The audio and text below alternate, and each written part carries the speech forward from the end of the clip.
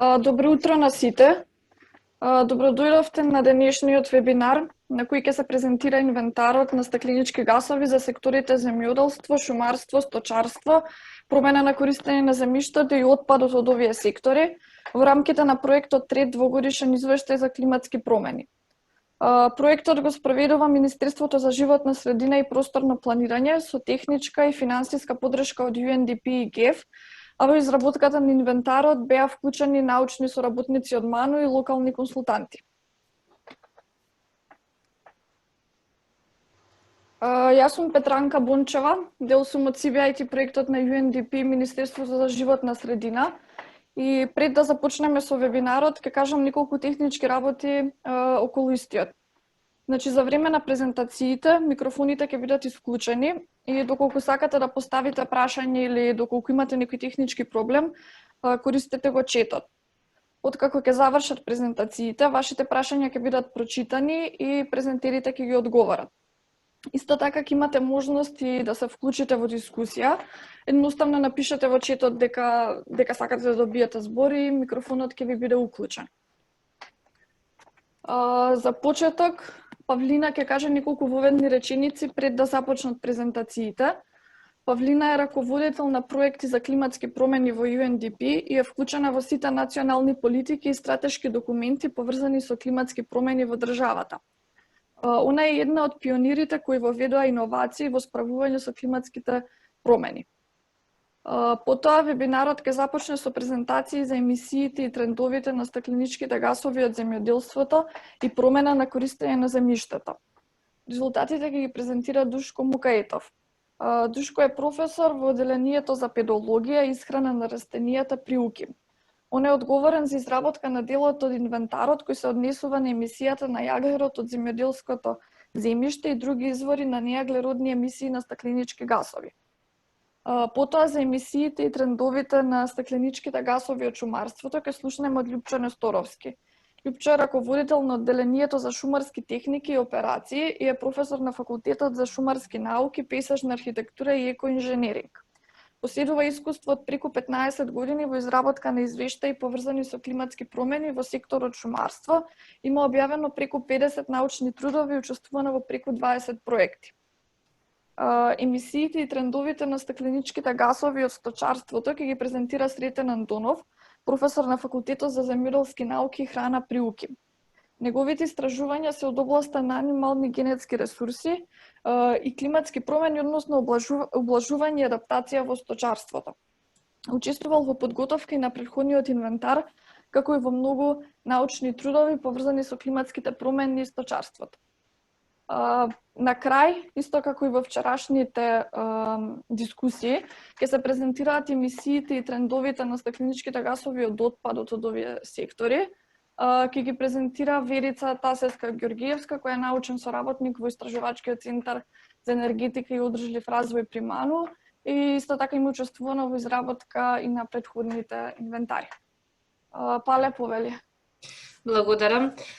За оние кои што се по трет пат тука, ова ќе биде можеби досаден дел, општ дел, меѓутоа има многу луѓе што се вклучени за прв пат. Значи денешниот инвентар е трет од серијата на инвентари со кои што сакаме да го презентираме националниот инвентар на стакленички гасови. Денеска ќе зборуваме само за делот што се нарекува кратко АФОЛУ, а представува емисии од земјоделие, шумарство, промена на користење на земјиштето и тука спаѓа и сточарството и плюс го проширивме со отпадот бидејќи сметаме дека е важен дел од целата проблематика и треба да добие дополнително значење. Значи инвентарот на стакленички гасови се пресметува, не се мери, се користи Excel методологија базирана на Excel и Excel како софтвер. Сите држави во светот го користат истиот софтвер за да бидат емисиите споредливи и овој национален инвентар служи како база врз основа на која што се гледа каде сме во целата приказна со климатските промени со емисиите на стакленички гасови, но и гледаме какви ни се трендовите, дали истите се намалуваат или се зголемуваат, и преку тоа можеме да видиме колку се нашите акции за климатски акции ефикасни во целата приказна. Во рамките на подготовката на овие инвентари, значи потребна е соработка на многу институции, бидејќи се потребни многу податоци.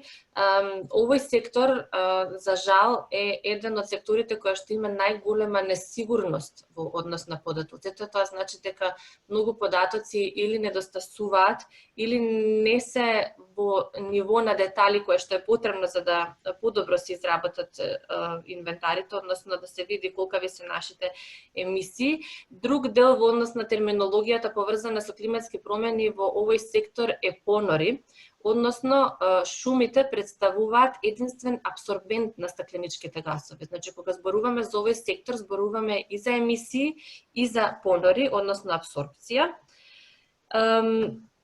Значи, имаме во инвентарот серија на податоци од 1990 до 2016 година. Бидејќи се пресметуваат, можеме да ги пресметаме за минус 2 години, тоа значи во 2020 година можеме да пресметаме колку би биле нашите емисии највеќе до 2018, и тоа ќе се обидеме да го направиме до крајот на оваа година. Меѓутоа, денеска презентираме податоци до 2016 година. Вкупните емисии се движат за државата негде околу 10.000 гигаграми CO2 еквивалент, а овој сектор учествува со околу 12%. Нешто повеќе ќе ви презентираат сега и Душко за земјоделие и промена на користење на земјиштето, шумарство Љупчо Несторовски и сточарство Сретен Андонов. Јас пред да им дадам збор, горда сум да кажам уште нешто би сакала да истакнам.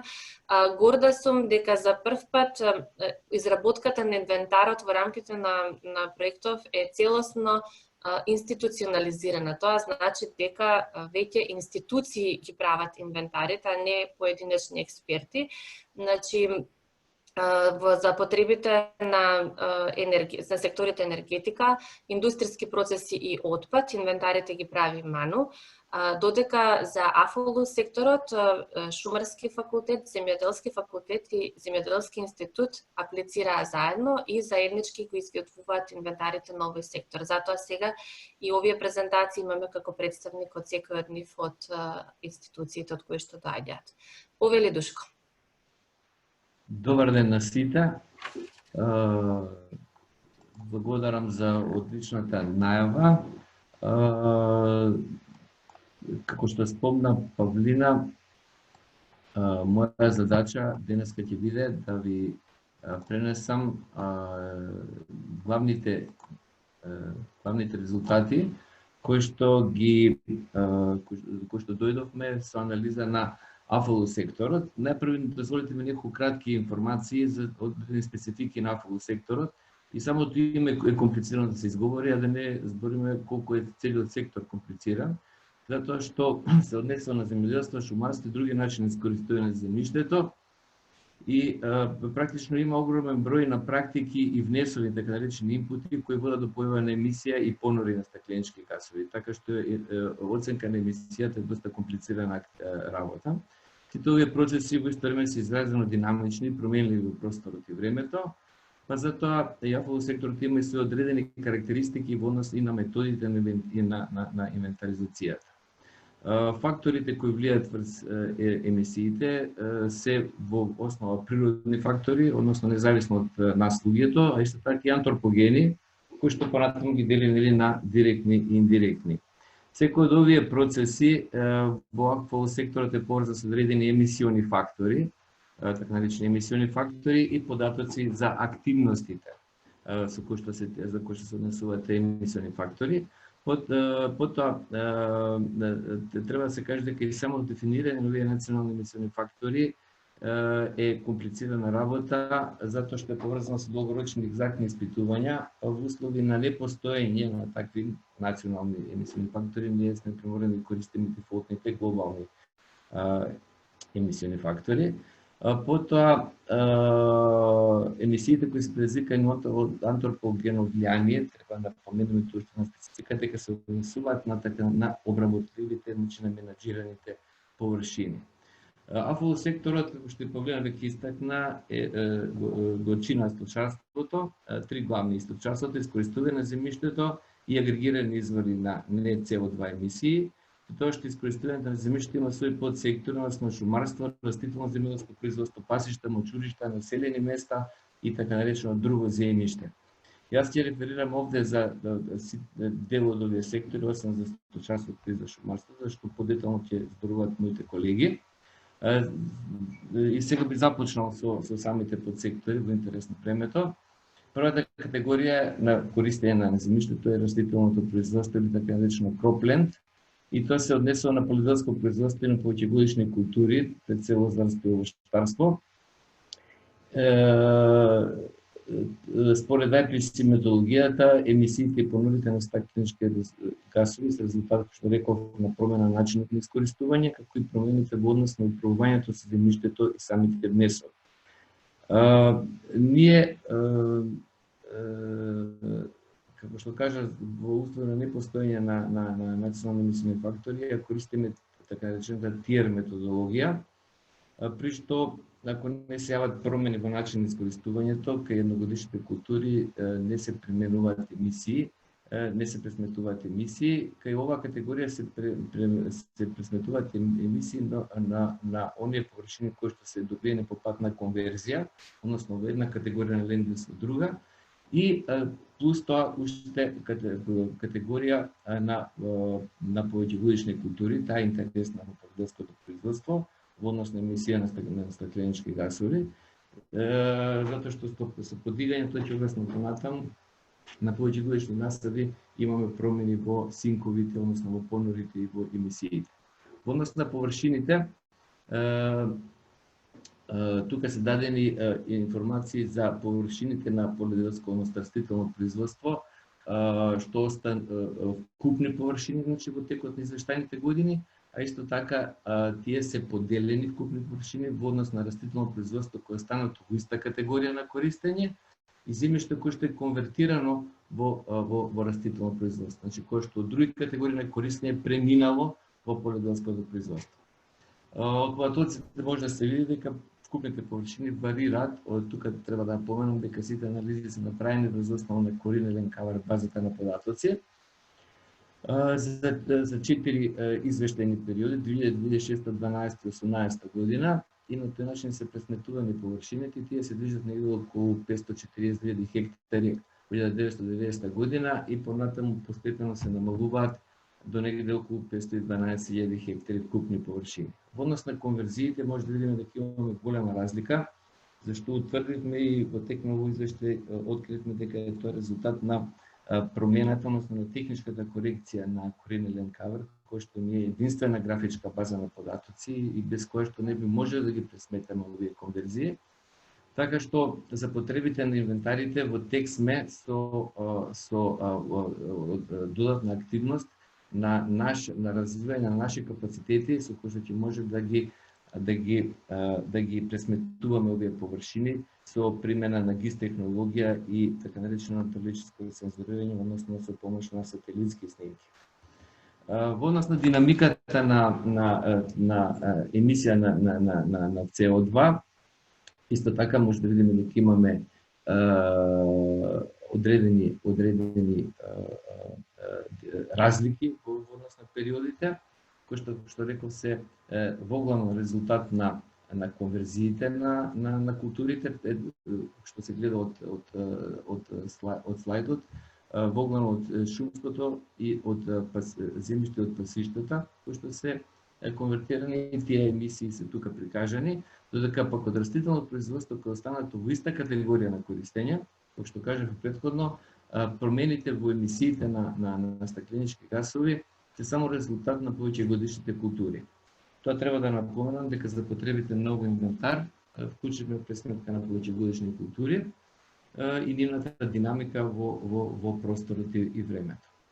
Може да се види дека во последните години имаме негативен тренд во однос на емисиите, значи понорите се поголеми колку емисиите, што е резултат на се поголемата површина на повеќегодишни насади, кои што во последните години се субвенционираат и фермерите подигаат се повеќе и повеќе овоштарници, посебно овоштарници па и лозја. Кај пасиштата ситуацијата е следна, значи вкупните површини се движат по доста тесни граници, некаде од 637 до 90 година, па полека растат некаде до 2005 година и опаѓа до 615 хектари во 2016 година.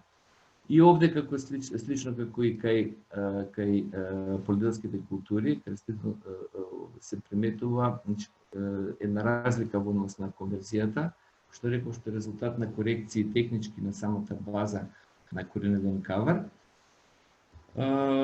Но сепак се забележува еден тренд, односно најголемиот дел од емисиите кои што се јавуваат кај пасиштата е резултат на конверзија на шуми и растително производство во пасишта. Како што е прикажано на слайдот, кај пасиштата е интересно да се напомене тоа дека во ТИР методологијата која што користиме, значи емисијата на стакленички гасови кај пасиштата кои стануваат во иста категорија не се пресметува и се смета дека е во така наречена состојба на карбон неутрал. Односно немаме пресметка на емисија на стакленички гасови. Населените места се гледа благ тренд на покачување на површините под населени места, што е секој резултат на урбанизацијата и конверзијата на другите категории во урбани средини. Морам тука да напоменам дека работејќи со коренеден кавар, кој што има, како да кажам, доста поголема резолуција на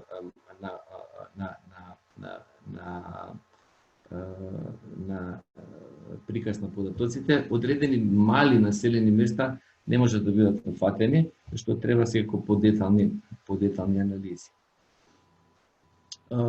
Овде кај, значи, уште еднаш на овој слайд од динамиката на емисија на стакленички гасови, може да се види дека приходот, односно самата емисија во оваа категорија произлегува од растително производство и од пасишта, кои што се конвертираат во населени места со урбанизацијата. Тоа е тука на слайд обележано со црвена боја и јасно може да се види од каде доаѓаат емисиите на CO2. Друго земјиште, тоа е она категорија која што е, како да кажем, категорија која што не припаѓа ни една од друга од горе наведените категории на користење, односно ниту во форестленд, ниту во растително производство, ниту пак во населени места. И треба да напомнам дека за оваа категорија немаме податоци во Државниот завод за статистика, не се води ниту по еден друг документ, така што не можеме да направиме една споредба на податоците на друго земјиште и да направиме некоја паралела што правиме за другите категории на користење на земјиштето. Тоа е категорија во која што е добиена, значи со одземање на вкупната површина на другите начини на користење од вкупната територија на Република Македонија. Површините се негде од над 30.000 хектари во периодот 90-2000 и полека опаѓаат до негде 205 до 217.000 хектари во 2015, односно 2016 година.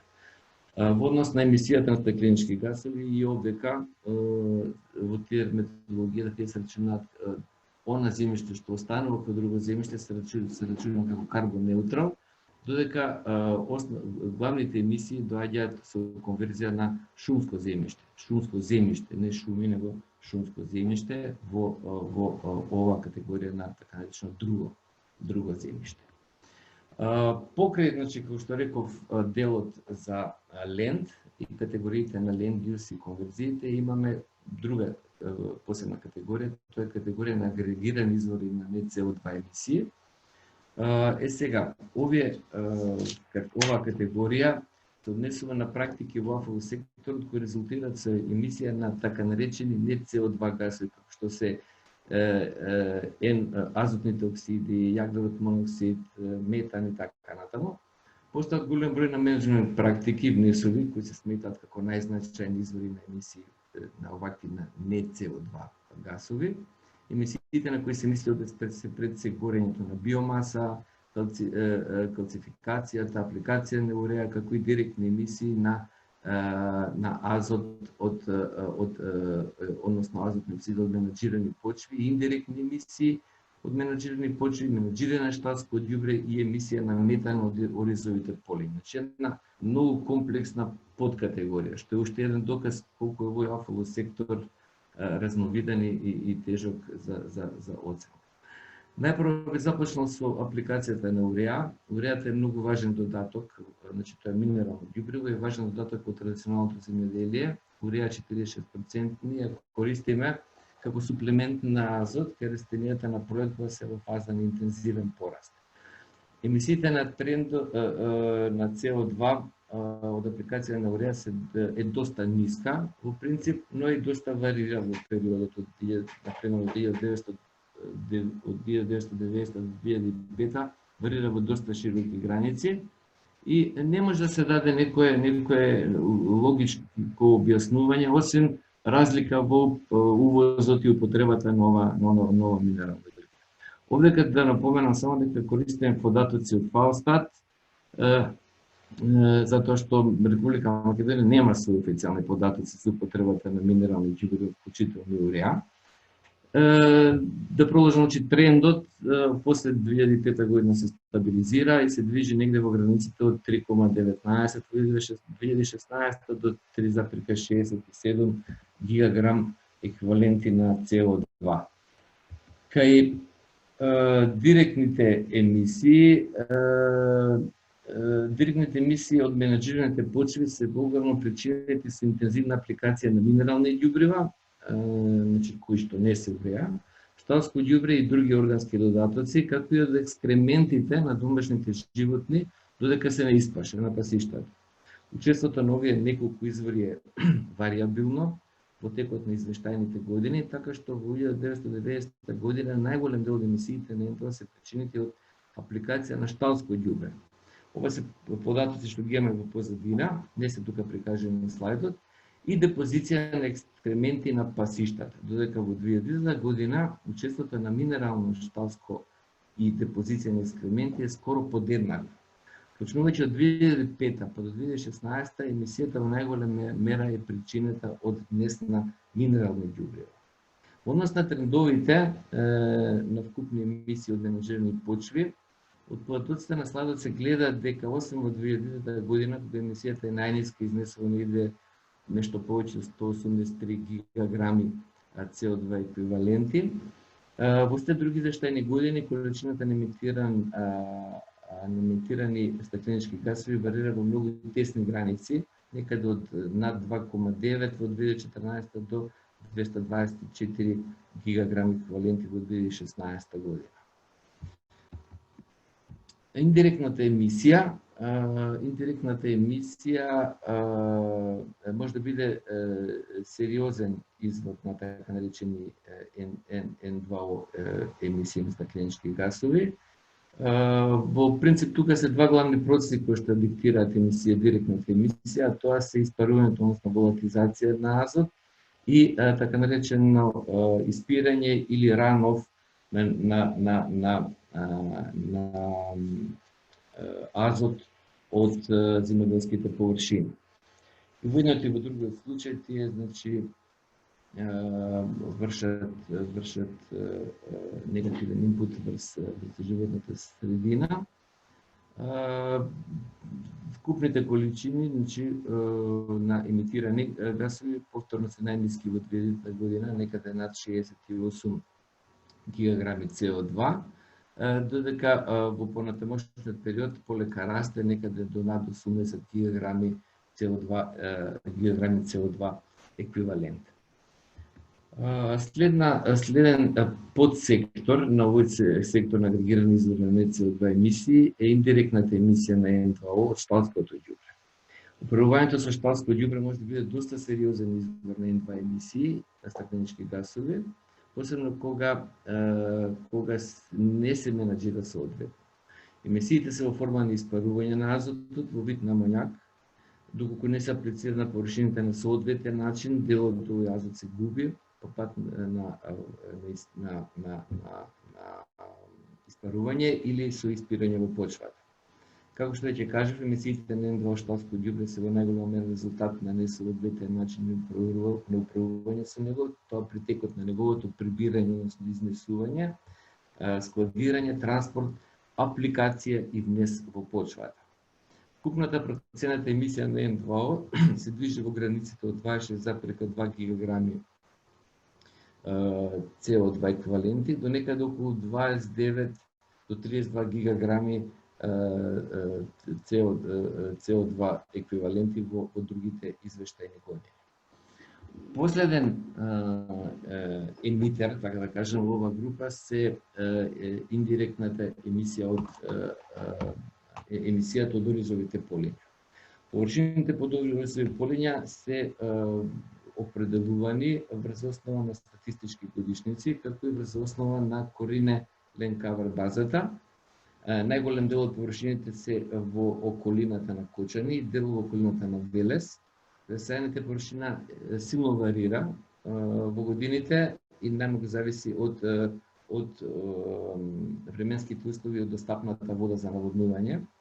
Во тек на 90-те години имало многу повеќе површини под оризишта над 9000 хектари, додека сега тие се движат некаде во просек плюс минус околу 5000 хектари. Трендот на емисија на метан го следи трендот на промена на површините под ориз, така што платоците презентира на слайдот се гледа дека емисиите се значително се намалени во однос на периодот од пред 2000 година, односно од 90 до 2000-та. И за да во последните неколку години се стабилизирани некаде на околу 23 до 24 гигаграми CO2 еквиваленти. Во однос на предизвиците, сакам да напоменам дека тие се повеќе, односно имаме недостаток на база на потребните податоци за емисиони фактори и за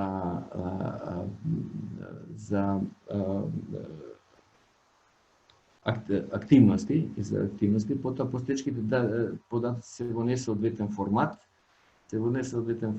така што дел од нив се и неупотребливи и не ги задоволуваат потребите ниту во просторно, ниту во временска смисла. Непостојање потоа на мониторинг програма за прибирање, валидација, складирање на податоците во соодветна форма. Потоа имаме недоволна вклученост на главните фактори, кои имаат одговорност за прибирање на дел од податоците, како и недостапност на постоечките бази на податоци. Непостојање на национални емисиони фактори е друг голем проблем во скоро сите сегменти на АФЛ секторот, како и би рекол непостојање на иницијатива за организирање активности за изработка на национални емисиони фактори, за кои што на почеток кажав дека се потребни долгорочни, добро осмислени апликативни активности.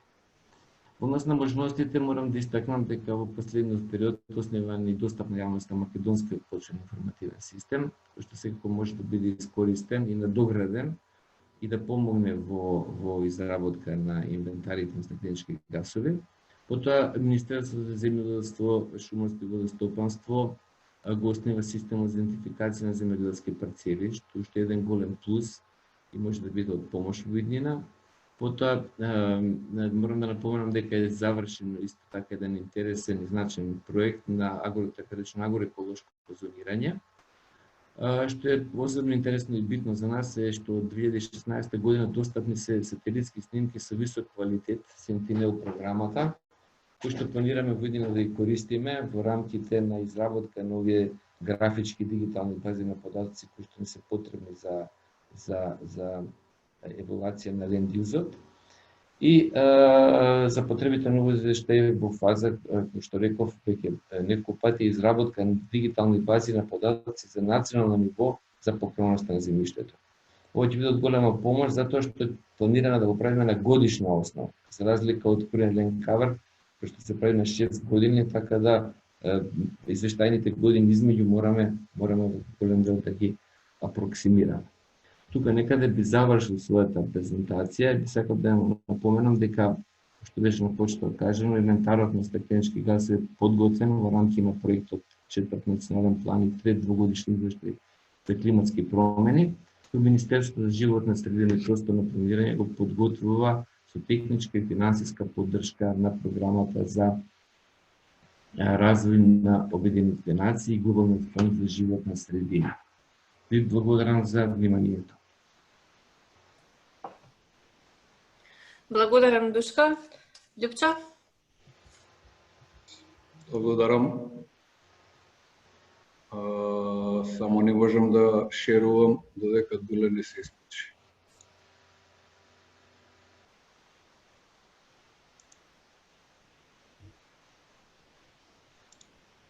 Така ми кажува. Така. Добро.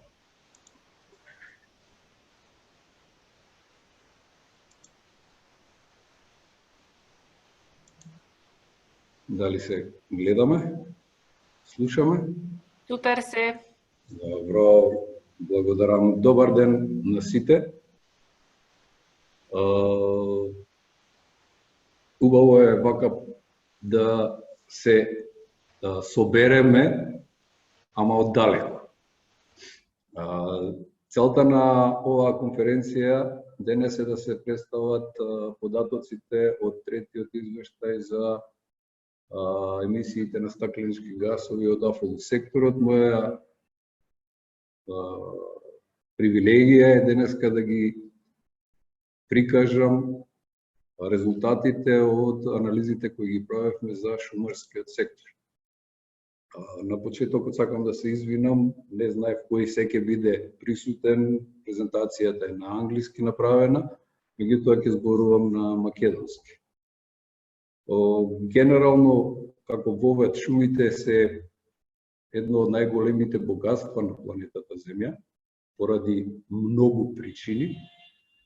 Меѓутоа, една од тие причини е и нивниот придонес во борбата против климатските промени. После зелените алги, шумите се најголем абсорбент на јаглероден двуоксид во светот, а кај нас, бидејќи немаме толку многу водени површини, се секако најголем. Меѓутоа, тоа не значи дека е поддржан и прифатен како таков сектор од страна на општеството, пред се од луѓето кои управуваат со државата и не му се дава толкова значење, бидејќи нема инвестиции, нема обучен персонал, немаме соодветни и прецизни податоци за потребите кои треба да ги анализираме при анализата на овие емисии на стакленички гасови или климатските промени. Немаме податоци за површина, немаме податоци за годишниот прираст прецизни, немаме податоци прецизни за годишното сечење, колку се сече и така натака. И на крајот можам да кажам колку не се цени е тоа што дека сме последна држава во Европа без шумарска инвентаризација, односно инвентаризација на шумите со која дефинитивно би ги добиле основните податоци за да можеме да работиме понатака во многу сектори, не само во околу климатските промени. Во овој извештај направена е ревизија на податоците од вториот биенален извештај за шумарство кој од 90-та година до 2016 година. Податоците за дрвната резерва или шумската резерва, за видовите на шуми, за годишното сечење, за видовите на сортименти или производи беа земени од Државниот завод за статистика, од посебните планови за управување или стопанисување со шумите од Министерството за земјоделство, шумарство, водостопанство, од Шумарскиот факултет, како и од субјектите кои управуваат со различни типови на шуми, односно шуми со различна намена. Податоците за користењето на земјиштето во шумарството на годишно ниво беа добиени, дуле објасни од Корине Лендкауер,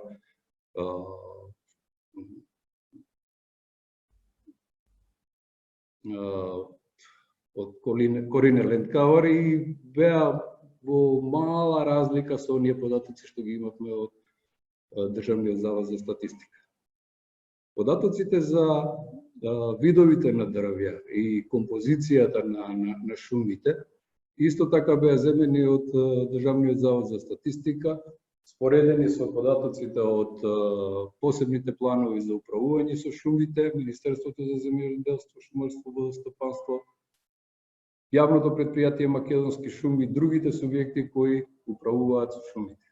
Постоеа значајни разлики во податоците и истите беа исправени од претходниот извештај од 2000 до 2016 година. Податоците за категоријата загуба на јаглерод од пореметување, disturbances, беше обновена со комбинирани податоци од Државниот завод за статистика и субјектите кои управуваат со шумите, Министерството за земјоделство и Центарот за менаџирање со кризи, за управување со кризи. Се потврди дека постојат големи разлики во одредени години помеѓу различните извори. Заради тоа се користеше можноста за експертско мислење за да се одберат најдобрите. Методологијата за користење на емисиите е TR1, бидејќи немаме детални податоци на годишно ниво и се обидовме да ја подобриме со користењето на Лендкауер мапите за да воспоставиме годишно ниво на промена на користење на земјиште. Како додаток на тоа, годишниот прираст на шумите, на различните типови на шуми, беше променет со државните, националните просеци, наместо оние кои се ставени во софтверот за пресметки. Овие податоци ги добивме од Шумарскиот факултет, од катедрата за уредување на шуми и шумски прираст. Емисиите во Македонија, емисиите на јаглерод двуоксид во Македонија од шумарството се генерално сведени на две категории, бидејќи немаме податоци за литерот, односно отпадот, односно гниењето на шумите на дрвата кои остануваат во шумите. И тие се прво користењето на огремното дрво за загревање на домовите и второ како шумските пожари. Најконстантен извор на CO2 емисии се домаќинствата кои го користат огремното дрво за загревање.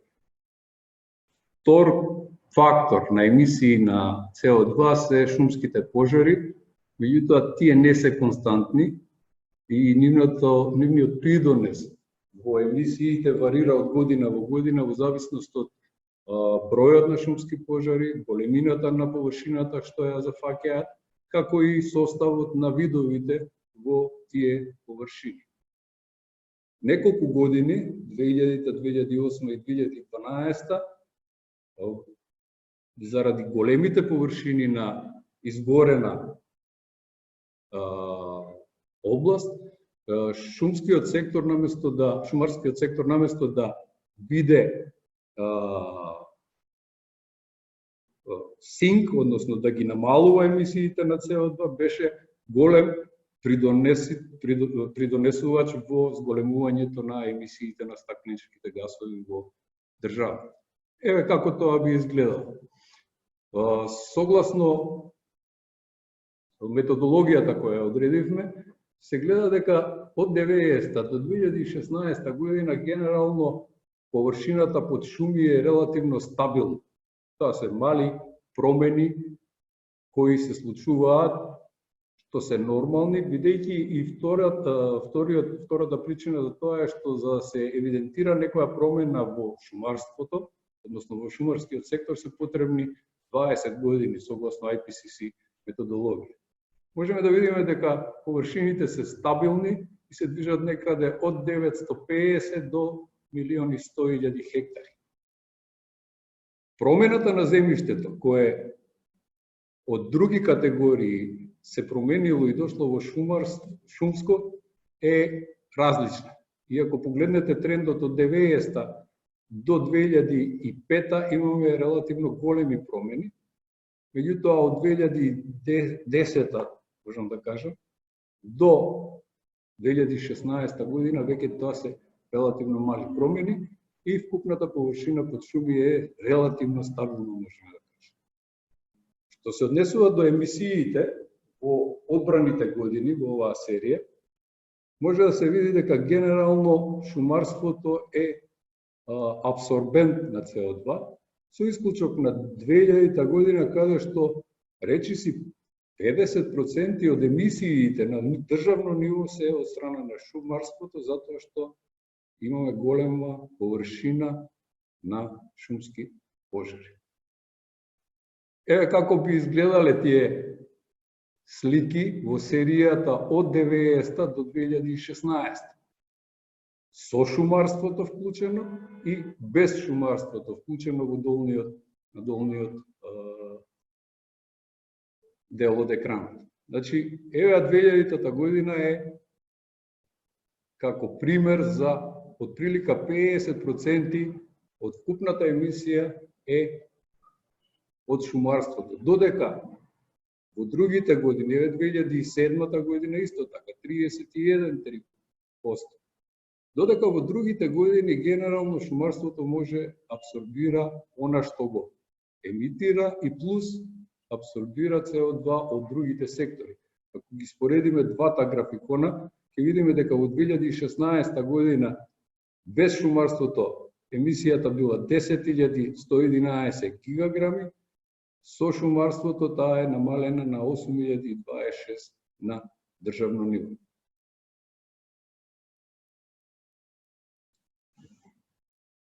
Ако ги споредиме повторно податоците за точноста на податоците, ќе видиме дека се прилично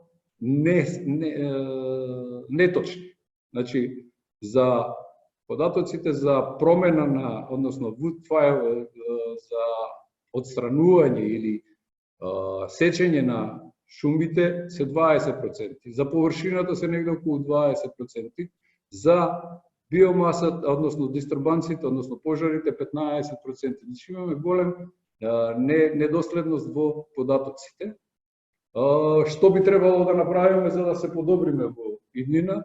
Значи да се имплементираат модерни технологии за промени на земјиштето, да се подобри собирањето на податоците за отстранувањето на комерцијалното и огромното дрво од шума, да се зголеми, да се подобри податоците за собирањето на податоците за изгорената шумска површина, да се направи конечно шумска инвентаризација, да се имплементира софтвер за годишна евиденција на промените и кој тоа ќе го води и да се собираат податоци за недрвни шумски производи, бидејќи тие би помогнале во точноста на пресметувањето на точноста на емисиите на стакленичките гасови.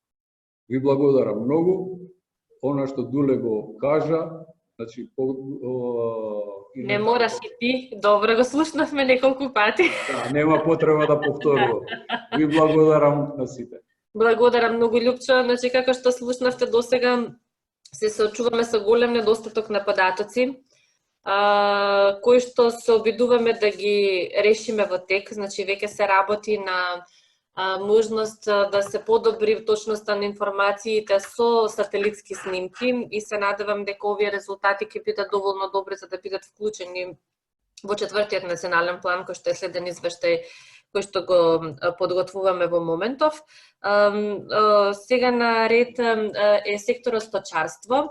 Сретен ќе ви презентира повеќе на таа тема и задоволство ми е да кажам дека во рамките на овој проект направивме една анкета со која што ќе го подобриме исто така известувањето и податоците кои што ги имаме во рамките на овој сектор. Повели Сретен. Благодарам. Прво, едно појаснување. Сточарството е дел од земјоделството. И ние сме подсектор во земјоделството. Така да и во еднина би требало тоа да се коригира за да бидеме стручно коректни. Да не должам, во рамките на овој проект,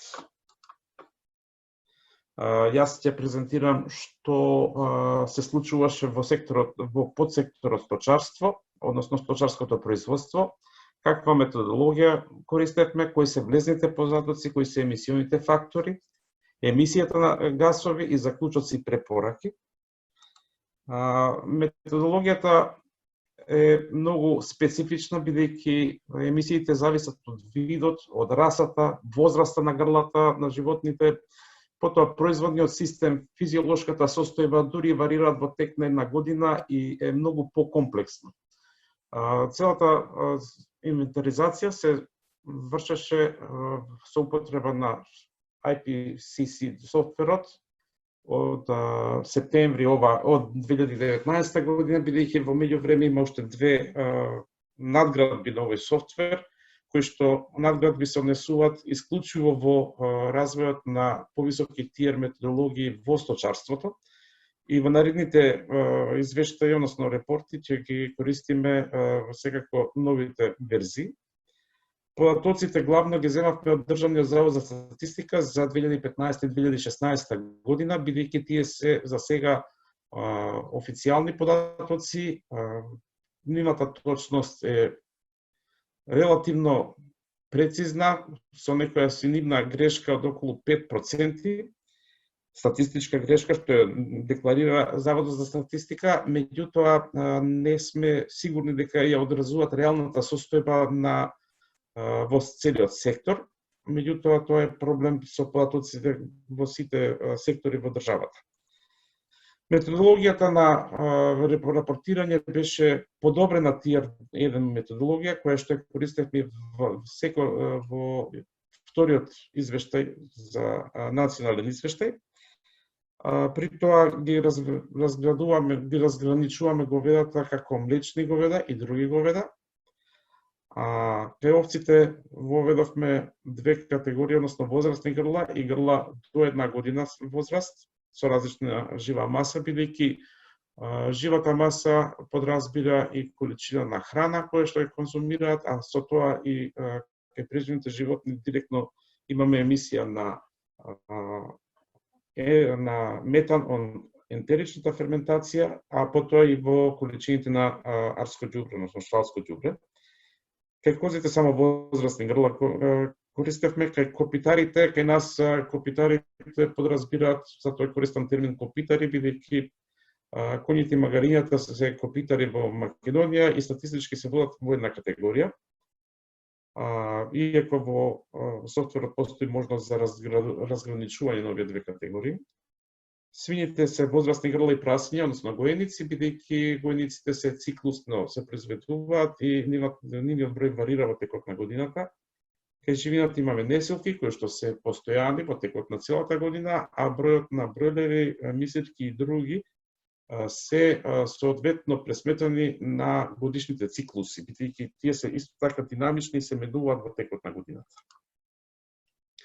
Лезните податоци зборуваат за бројната состојба, односно колку со колкава сточен фонд располага државата, со тоа што може да се забележи дека во принцип сите во текот на последните 3 години споредбата со 2014 бројките се доста стабилни со мали варијации, со нагласок дека во 2016 година се забележани зголемување на бројот на млечни говеда, потоа имаме драстично зголемување кај свињите, кај возрастните и кај гоениците, односно гојните грла, а тоа е се пред се заради подобри пазарни услови, односно подобра цена на пазарот, и тие се многу динамични сектори.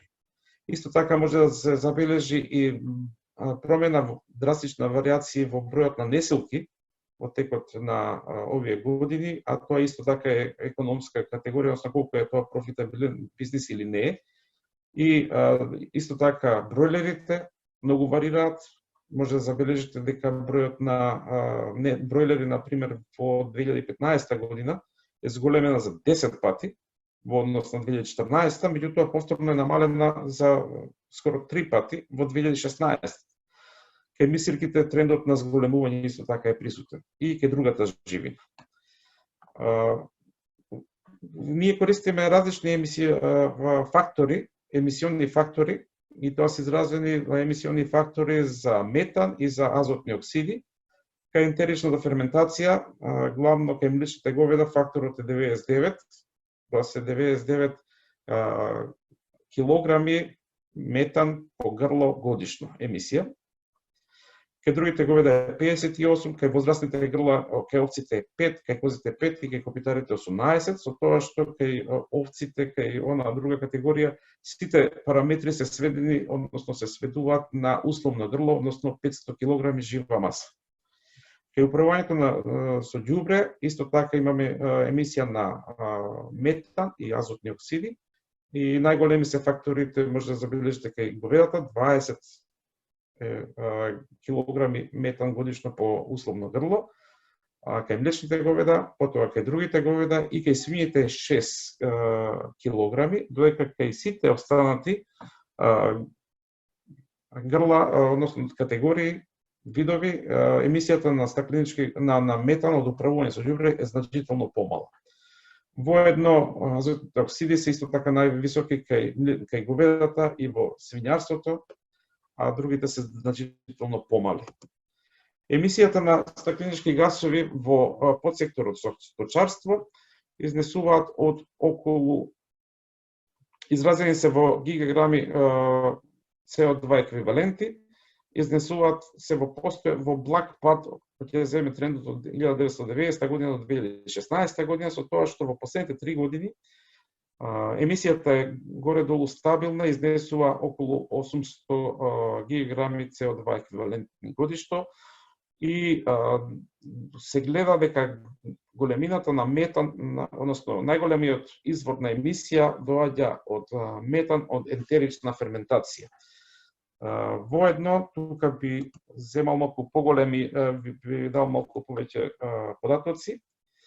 95% од вкупната емисија на стакленички гасови отпаѓа на метан, а само ентеричната ферментација учествува со 78% во вкупната емисија на стакленички гасови, годишна емисија на стакленички гасови од подсекторот сточарство. Емисијата на азотни оксиди изнесува само 5% и главно доаѓа од управување со ѓубрето. Главен извор на емисија на стакленички гасови се млечните крави, кои што учествуваат со 60% од вкупната емисија на метан и 54% од емисијата на азотни оксиди. Другите говеда учествуваат 20% во метанот и 23% од азотните оксиди. Учеството на овците е значително помало, односно 12% во метан и 10% од стакленичките во азотните оксиди, свињите 5% метан и 10% од азотни оксиди. Останалите видови добиток имаат незначително учество.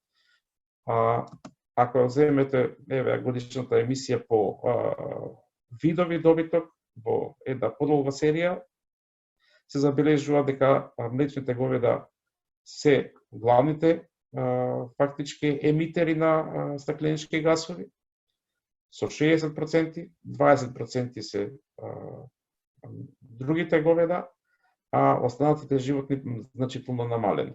Може да се забележи дека со бројот на падот на животни во 90-та година, например, може да се види дека овците имале значително поголем удел, а тоа се должи на нивната бројност и како опаѓа тој број, така и се намалува учеството, односно може да се каже дури дека заради тоа ни се смалува вкупната емисија на стакленички гасови во државата.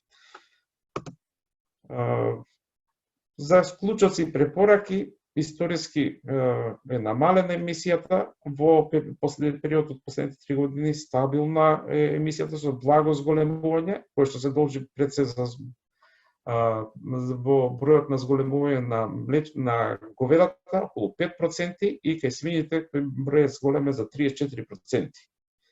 За овој извештај ние знаеме дека во државата веќе има обиди на инсталирање на гасни централи кои што користат ѓубре во дигестори за биогаз, но овие фактори не се исклучени во оваа инвентаризација. Тоа веројатно ќе се случи во наредното извештај, бидејќи имавме кратко време, знаеме кои се основните податоци, влезни податоци кои што треба да се исклучат, меѓутоа не знаеме како да ги трансформираме во други емисии, односно немавме време да провериме како би се рапортирало во извештајот.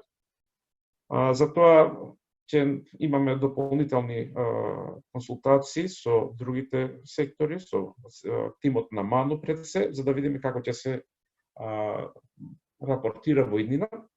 Потребни се значително подетални податоци за да преминеме на Tier 2. Тоа би било пред се во расната структура, типот на производство, технологијата на одгледување и управувањето со ѓубрето. Анкетата, како што најави Пале, веќе е спроведена и собрани се податоци, направена е детално анализа на тие податоци, кои што ќе ни овозможат барем за млечните крави да преидеме во следниот извештај на Tier 2 и кај во свињарството, за свињите, свињарските фарми. Знаете дека млечните крави се тие што највеќе емитираат.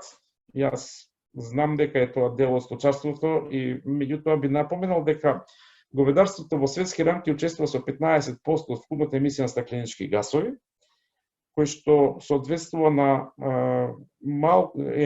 фактички помал од вкупната емисија на стакленички гасови кој што се однесува од авионскиот транспорт, кој што учествува со 18%, а текстилната индустрија на светско ниво исто така учествува со 18%.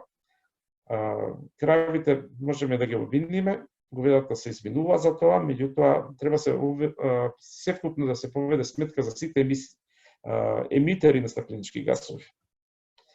Ви благодарам и ќе бидам тука за прашање. Прашање има многу. Пред да продолжиме со Верица и со отпадот, би сакала да го замолам Душко да даде еден осврт на целиот сектор АФЛ, бидејќи сега видовме поединечни емисии и поединечни гасови, но би сакала сега тој да каже нешто повеќе сумарно за целиот сектор. Повели, Душко. Пробам да успеам да се уклучам со екранот.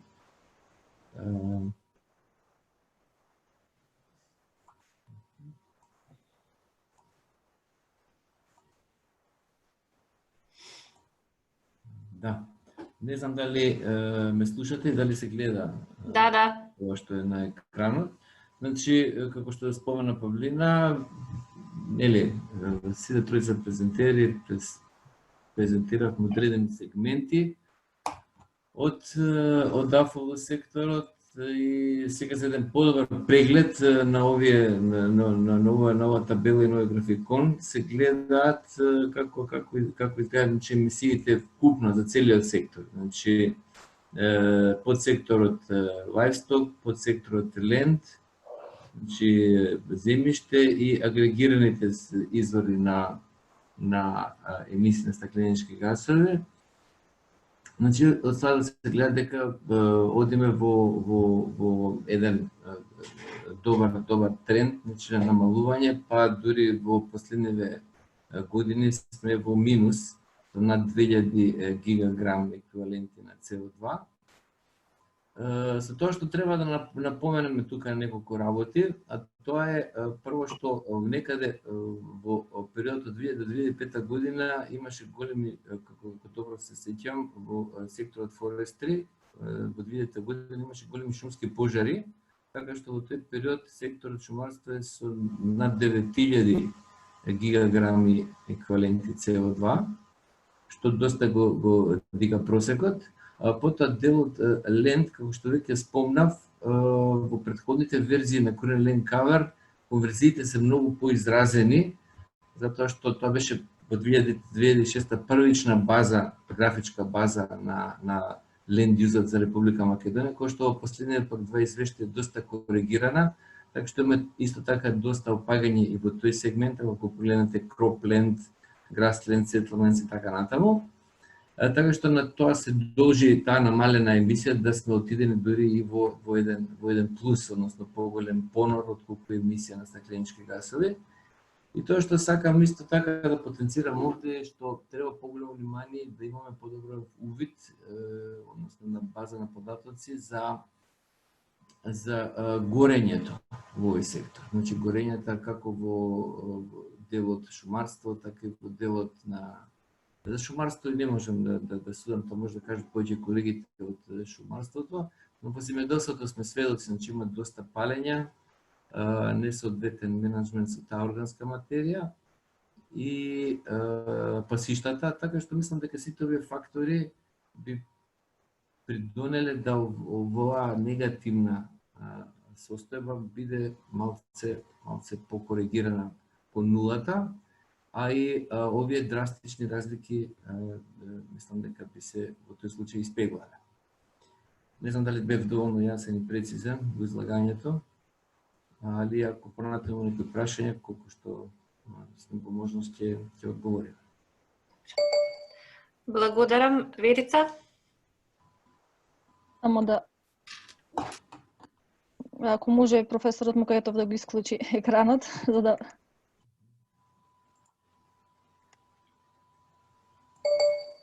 Али е добро? Горе, сега ќе се обидам. Дали е окей? Гледате?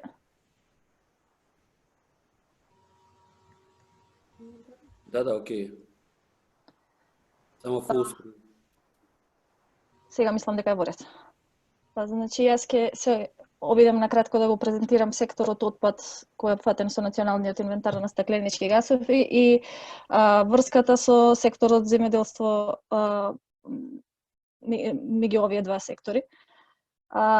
Првично, од секторот отпад се разгледуваат 4 подкатегории, емисии од 4 подкатегории, односно депонии за цврст отпад, одсоларување и отворено горење на отпад, биолошки третман на цврст отпад и третман и испуштање на отпадни води. Кај нас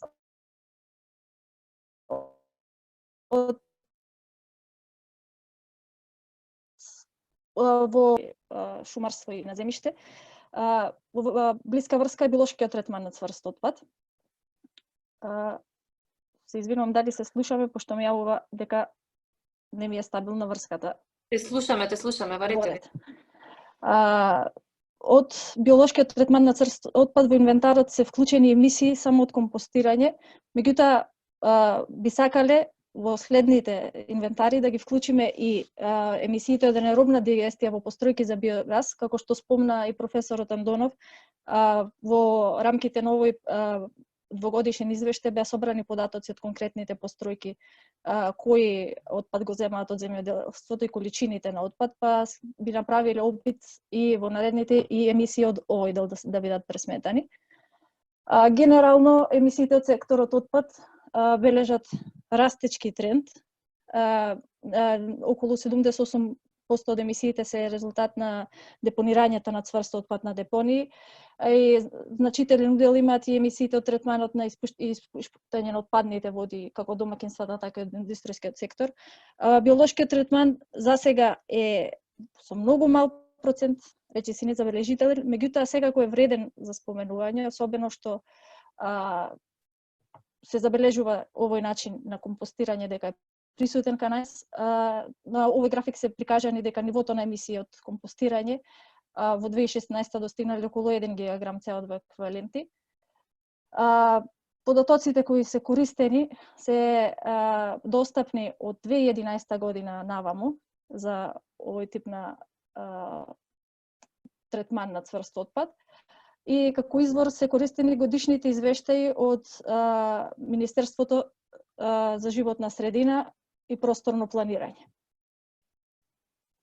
Она што нагласив е да направиме обид во идните инвентари во овој подсектор од отпадот, да ги вклучиме емисиите од анаеробна дигестија во стројки на биогаз, со оглед на тоа што како ја гледаме врската помеѓу секторите кои се опфатени во инвентарите на стакленички гасови. Значи, како што каже професорот Андонов, делот добиточното ѓубре од сточарството се користи веќе во одредени биогасни постројки. Кај нас, според податоците, некои употребуваат и силажа. Значи, се тоа оди во биодигестор, кој спрема методологијата која користиме ние, опфаќа сува или водена маса како влез во биодигесторот и на излез се произведува биогаз кој потоа се користи за производство на електрична енергија. Се извинувам, дали се слушаме? Се слушаме, не се секире. Пошто гледам ми излегува на екран нешто што она што е битно за да се пресметаат емисии, количините на влез во биодигесторот, како што споменавме во третиот двогодишен извештај се собрани податоци за постоечките постројки кај нас. Меѓутоа треба да се види дали се само влажна маса, сува маса, дали има одредена процентуална застапеност од двете и да се направат такви анализи. Потоа потребни се количините на произведен биогаз на излез од биодигесторот, кој потоа се користи како влез во биогасните централи. Значи, со овие податоци не располагаме за сега и добро би било во некој една можност да се направи со оглед дека се неколку вакви постројки кај нас, можеби поединечни студии по постројка за да направиме некоја попрецизна анализа. Како го гледаме тоа врската меѓу овие анализи со инвентарот? Значи, од секторот АФОЛ на англиски, ќе ја кажам краденката, поточно сточарството би имало смалување на емисиите на метан. Нивната употреба би била репортирана во секторот отпад каде што е опфатен биолошкиот третман. Ќе видиме тука во зависност од податоците влезни кои емисии би дошле и производството на метан од биодигесторот дали целосно се употребува или во колкав процент се употребува во биогасните централи, ќе биде како влез, како енергент кој се користи во секторот енергетика, во делот за енергетски индустрии. Овие емисии, да кажеме од производството на електрична енергија, се сметаат како емисии од биогено потекло, нема да бидат вклучени во вкупните емисии во националниот инвентар. Истото тоа се прави моментално и со биомасата која целосно се користи во секторот енергетика, и во домакинствата и во другите производствени индустрии каде што има употреба дали на огревно дрво или отпадна биомаса. Значи тие во инвентарот се репортираат како информативни пресметки, меѓутоа не се вклучени во вкупните емисии со оглед на тоа што се сметаат како емисии од биогено потекло, односно дека претходно биле апсорбирани. Накратко, ова е што имам да го кажем од секторот отпад. Се надевам дека во идните инвентари ќе направиме вакво подобрување со цел да го опфатиме и овој дел што е напредокот, што успеавме да добиеме податоци и од овие постројки. Благодарам, Верица. Сега би можеле да поминеме на прашањата. Јас би предложила сите оние кои што презентираат да ги вклучат микрофоните за да може да одговараат. Значи, презентациите ќе се договориме дали ќе бидат испратени презентациите или ќе биде споделена снимка од вебинарот. Мислам дека е подобро ова второто. Ако некој сака дополнителни презентации, може да бидеме во контакт, меѓутоа мислам дека снимката ќе биде сосема доволна. Јоже има прашање во делот за шумарство или земјоделство. Дали како понори на CO2 се земени предвид само повеќе годишни дрвенести видови, шумарство или и едногодишни земјоделски култури? Ако може прво јас па после Љупчо. Да. Значи, јас кажав на почетокот дека работиме по тие реди методологија и за делот растително производство, значи кропленд, ако конкретно зборуваме, земени се во предвид само повеќегодишните култури, затоа што едногодишните култури во тој сегмент, во тие реди методологија се рачунаат како карбонеутрални. Значи тоа што се добива со биомаса во тек на годината се смета дека се губи во наредната сезона и дека циклусот е тука затворен. Добро. Знам дали беше јасен. Да. Али земено е во предвид повеќегодишните култури. Површината, промените од година во година, сметаме дека намалувањето значи скопачување и таа емисија е земена, односно воспоставување на нови површини, смета дека имаме секоја година добиток, односно понор на CO2 во вид на надземна и подземна биомаса кај оштарниците и кај луѓето. Како е пресметан понорот на CO2, по која методологија, односно сведено на едноставен пример колку едно дрво планира CO2? Дали студијата дава предлог со каков вид дрва да се пошумува и колку тоа значи за иден понор на CO2 со цел да се достигнат целите за намалени емисии, со оглед дека во сите други сектори тие имаат нагорен тренд? Љупчо? Методологијата е земена од IPCC софтверот, значи нема таму по единица дрво, веројатно има сигурно. Меѓутоа се земени разликите во видовите на дрве, дали се лисјари, дали се шуми, дали се лисјари, дали се четинарски шуми или дали се мешани шуми. Бидејќи и лисјарските и четинарските шуми имаат различен капацитет за апсорбција на CO2 и токму заради тоа се разделени. Што се однесува до вториот дел, предлог со каков вид на дрвја да се пошумува и колку тоа ќе значи за иден понор на CO2, оваа студија тоа не го дава, бидејќи за да се направи таков предлог, треба да се направат детални анализи. Не зависи само од видот на дрво, односно како тоа дрво ќе се развива на одредени почвени услови, климатски услови, дали ќе биде подложно на болести или и така натака. Така да тоа е цела една студија која би требало да се направи, не дека не треба, меѓутоа мора да се направи детално и темелно, за да може да се изберат вистинските видови кои прво ќе помогнат во задржување и обновување на почвата и промена на микроклимата, а потоа да се знае колкав е тој прираст, односно колкаво е врзувањето на CO2. Значи, уште едно дополнување, самите овие работи кои што ги прашува Јоже воопшто не се предмет на известување во рамките на овие извештаи, значи повеќе информации за тоа би можело да се види од студиите и анализите во рамките на зелениот катастар кој што ги има градот Скопје. И третото прашање мислам дека спаѓа во тој дел, бидејќи емисиите од согорување на дрвна маса во домакинствата, тие се малце проблематични, така да може би или Верче или некој од вас би можел за ова да одговори. Не, јас ќе пробам да одговорам. Значи, во софтверот се зема посебно дрвото кое оди понатака за понатамошна обработка во дрвно-индустријските капацитети и огромното дрво кое се користи. Тука се за загревање. Значи, тука се земени во предвид емисиите на CO2 од огромното дрво. Ако може да дополнам само јас, мислам ако заврши професорот. Да, повели. Значи, емисиите на CO2 според од користење на биомаса како огромно дрво не влегуваат во сумарните вредности кои се прикажани на графиците за емисии на стакленички гасови. Значи, тие се репортирани во рамките на извештајот, меѓутоа се издвоени посебно бидејќи се сметаат како емисии од биогено потекло. Значи, емисиите на CO2 се резултат на веќе претходно абсорбиран и репортиран некаде абсорбиран CO2 во претходните години. Значи, поради тоа во сумите не се вклучени, меѓутоа се вклучени во рамките на извештајот колкави се тие емисии како резултат на согорување. Толку.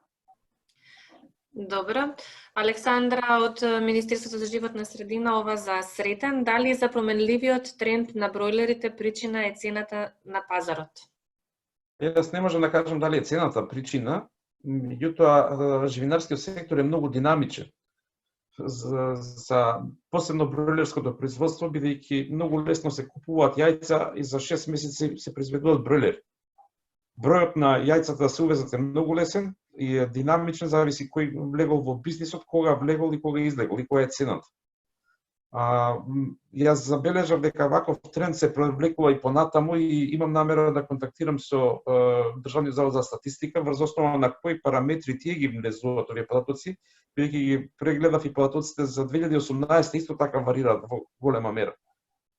Се смалуваат несилките, се зголемуваат бройлерите. Дали се работи за нивна грешка, дали се работи за нивен начин на прибирање на податоци и да утврдам од каде доаѓаат тие промени, бидејќи се големи промените. Зборуваме за едно 50.000 грла, односно живина. Меѓутоа, тоа е и самиот сектор е многу динамичен. Треба да разберете дека тој сектор е најдинамичен во сточарското производство. Многу зависи од цената. Ако денес имате ниска цена на јајцето, веднаш затвараат. Една фарма, само да имате представа, една мала фарма, семејна фарма, има од 5 до 10.000 птици. Имаме присутни од статистика. Јас ви направив unmute ако сакате да кажете нешто или ако немате микрофон да напишете, ако имате можност.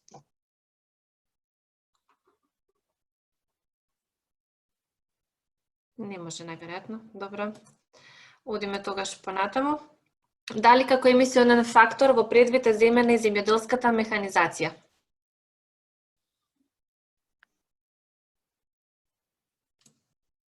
Кој да одговори на ова? Кој може?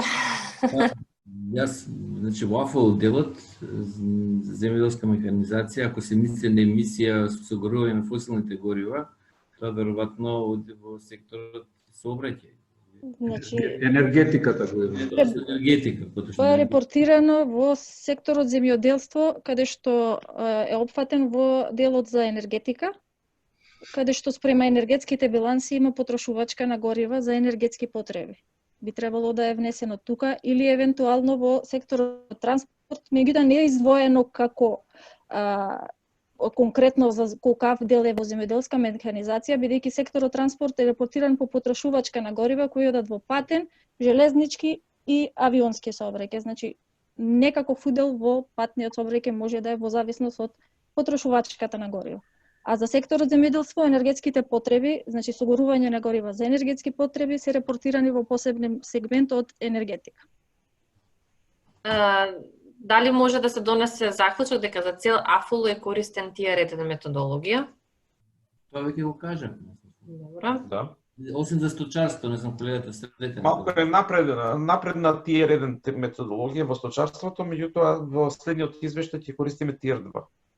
И уште сакам да надополнам затоа што користиме Корине и останати графички бази на податоци во делот на активациони на податоци за активности, значи за конверзијата и така натаму.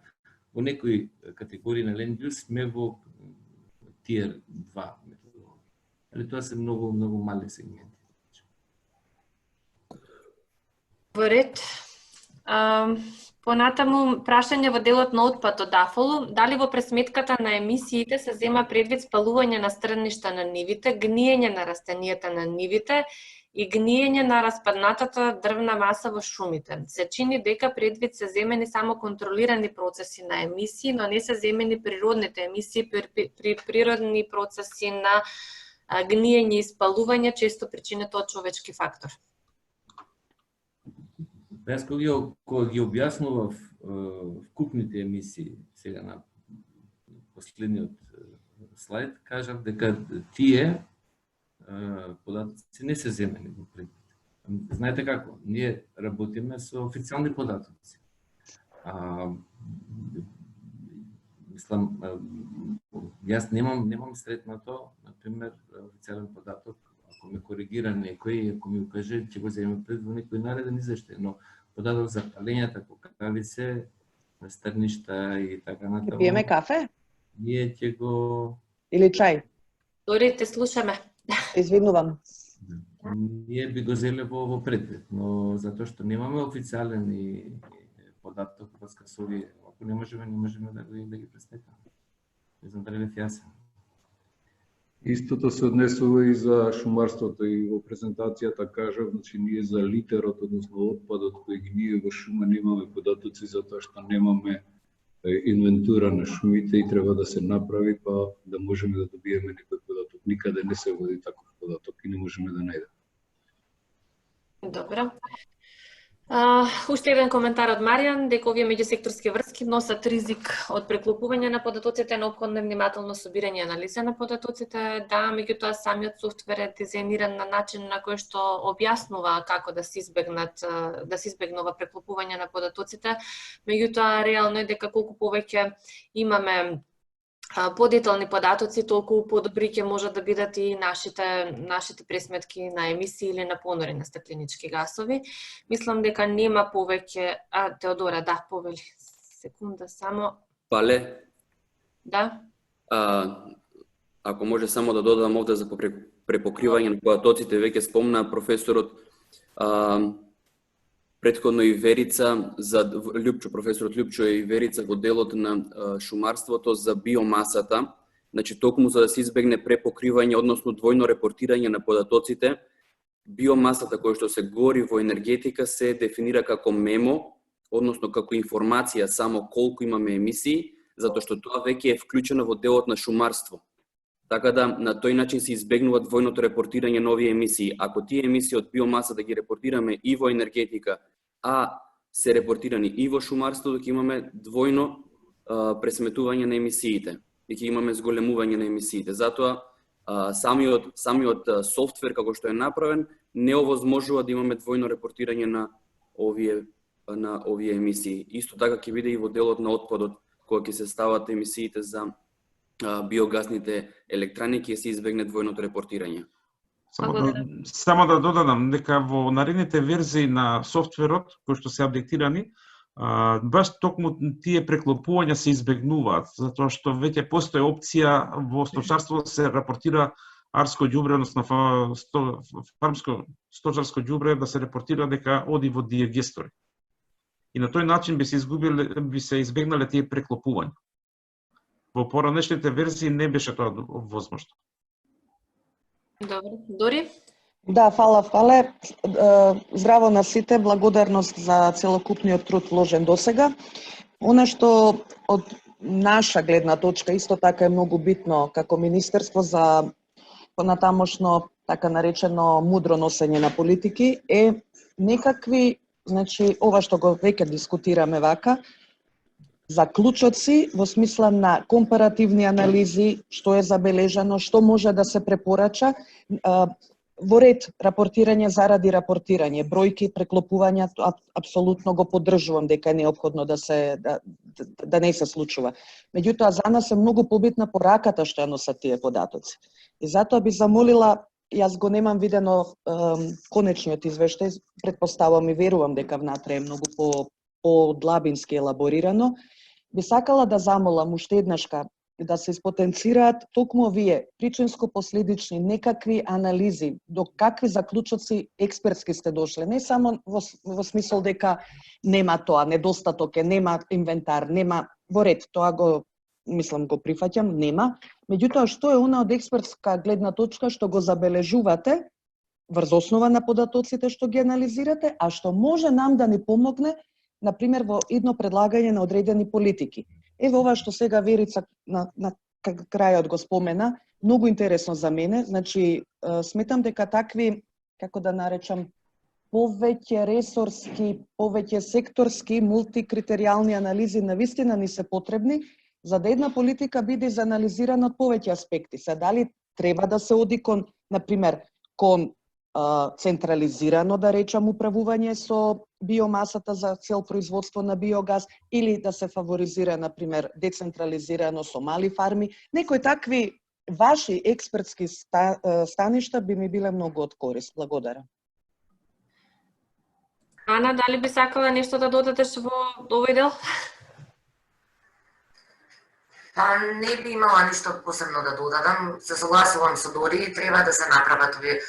Особено кај отпадот и транспортот има забелешка, гледам и денеска истото во презентацијата.